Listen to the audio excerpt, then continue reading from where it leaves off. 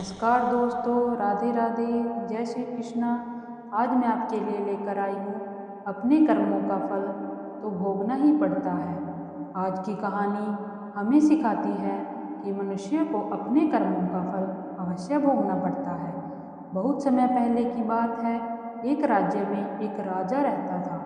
वह बहुत धर्मात्मा, न्यायप्रिय और भगवान का बड़ा भक्त था। उसने अपने राज्य में ठाकुर जी का एक भव्य मंदिर बनवाया और उसकी सेवा के लिए एक विद्वान और धर्मात्मा ब्राह्मण को पुजारी नियुक्त किया। वह ब्राह्मण बहुत ही संत स्वभाव का था। उसने कभी राजा से किसी प्रकार की मांग नहीं की। वह सच्चे मन से भगवान की पूजा करता था। उसके स्वभाव से राजा भी बहुत प्रसन्न रहते थे। कुछ समय बाद राजा के घर एक पुत्र का जन्म हुआ। राजा ने अपने पुत्र को बहुत अच्छे से पढ़ाया लिखाया। वह बड़ा होकर एक बहुत बड़ा विद्वान और योग्य बना। समय आने पर उसकी शादी एक सुंदर राजकुमारी से कर दी गई। शादी की पहली रात को राजकुमारी को नींद नहीं आ रही थी। वह महल में इधर उधर टहलने लगी। जब वह अपने पति के पलंग के पास आई तो उसने देखा कि एक सुंदर तलवार रखी हुई है जो हीरे जवाहरात से जड़ी हुई थी। जिज्ञासा से उसने तलवार को म्यान से बाहर निकाला। जैसे ही तलवार बाहर आई वह बिजली की तरह चमकने लगी। यह देखकर राजकुमारी घबरा गई। डर के कारण तलवार उसके हाथ से छूट गई और सीधे राजकुमार की गर्दन पर गिर गई।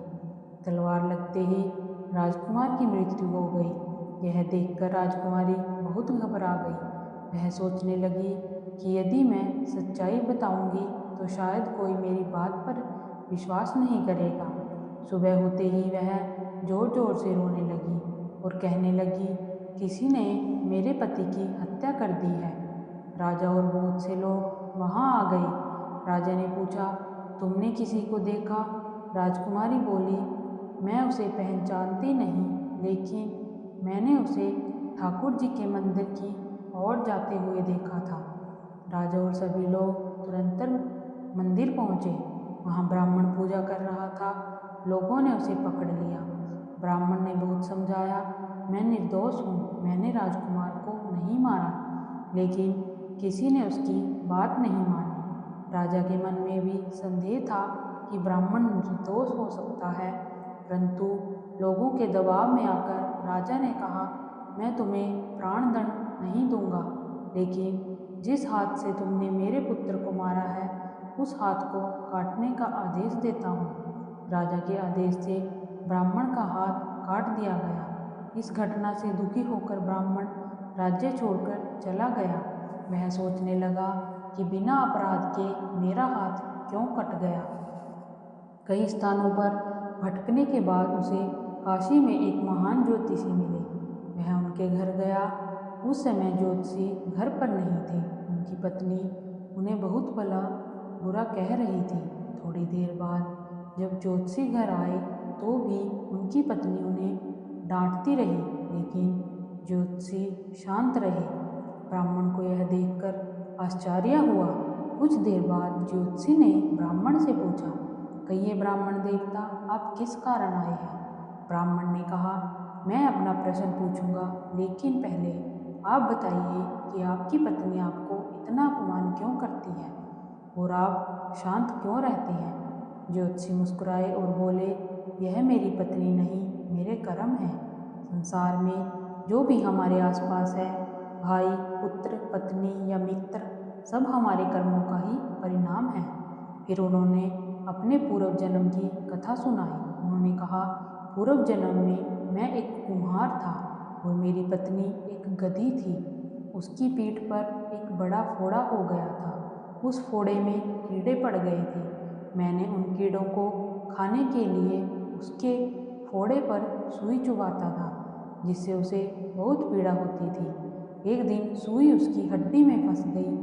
बहुत कोशिश करने पर भी वह नहीं निकली।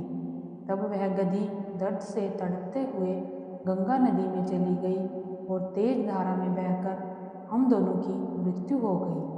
गंगा जी के प्रभाव से वह इस समय इस जन्म में ब्राह्मण स्त्री बनी और मैं ज्योतिषी बना।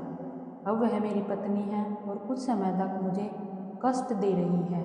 मैं इसे अपने कर्मों का फल समझकर सहन कर रहा हूँ। यह सुनकर ब्राह्मण ने अपनी कहानी सुनाई और पूछा, मैंने कौन सा पाप किया था जिससे मेरा हाथ कट गया? ज्योतिषी बोले, पूर्व जन्म में आप एक तपस्वी थे, राजकुमारी एक गाय थी और राजकुमार एक कसाई था। जब कसाई उस गाय को मारने लगा तो गाय भागकर आपके सामने से जंगल में चली गई।